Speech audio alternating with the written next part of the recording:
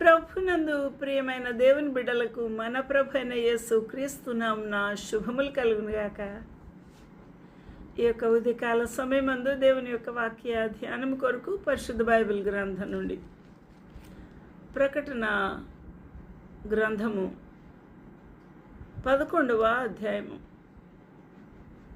మొదటి వచనము నుండి ధ్యానం చేయడానికి ప్రభు మనకు సహాయం చేయునుగాక. జీవజల ఊటలు by doctor Swapna online ministries నుంచి వెలువడుతున్న ఈ యొక్క వాక్య ధ్యానము మన జీవితములకు ప్రభు ఆశీర్వాదకరంగా ఉంచునుగాక.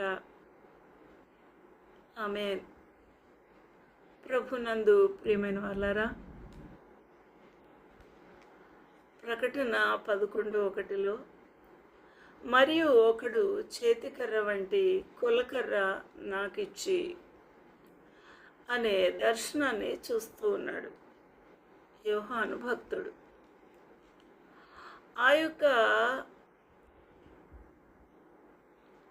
ఆత్మవశుడైన యోహానుకు చేతికర్ర వంటి కొలకర్ర అది దేనికి ఉపయోగిస్తారు? రీడ్ లైక్ అంటూ రాడ్ అంటూ ఏ రాడ్ అనగా ఆ కొలకర్ర ఒక భూమిని కానీ ఒక భవనాన్ని కానీ ఇల్లు కానీ పొలము కానీ దేన్నైనా వైశాల్యమును కొలుచుటకు వాడుకునే ఒక పనిముట్టు కొలకర్ర. దానికి స్కేల్ ఉంటుంది, ఎన్ని అడుగులు, ఎన్ని మీటర్సు, ఎన్ని సెంటీమీటర్సు, ఎన్ని యార్డ్సు అని మనము లెక్క కట్టవచ్చు.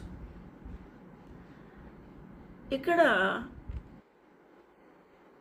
దేనికోసమని యోహాను భక్తుని సిద్ధపరుస్తున్నాడు? కొలకర్ర ఇచ్చి నీవు లేచి, అనగా తను ఏ స్థితిలో అయితే ఉన్నాడో, పడుకున్నాడా లేదా పని చేస్తూ ఉన్నాడా, ఆ స్థితిలోంచి లేచి దేవుని ఆలయమును బలిపీఠమును కొలత వేసి, యోహాను భక్తుడు ఉన్న సమయంలో అది దాదాపు 80 క్రీస్తు శకము 80-90 సంవత్సరముల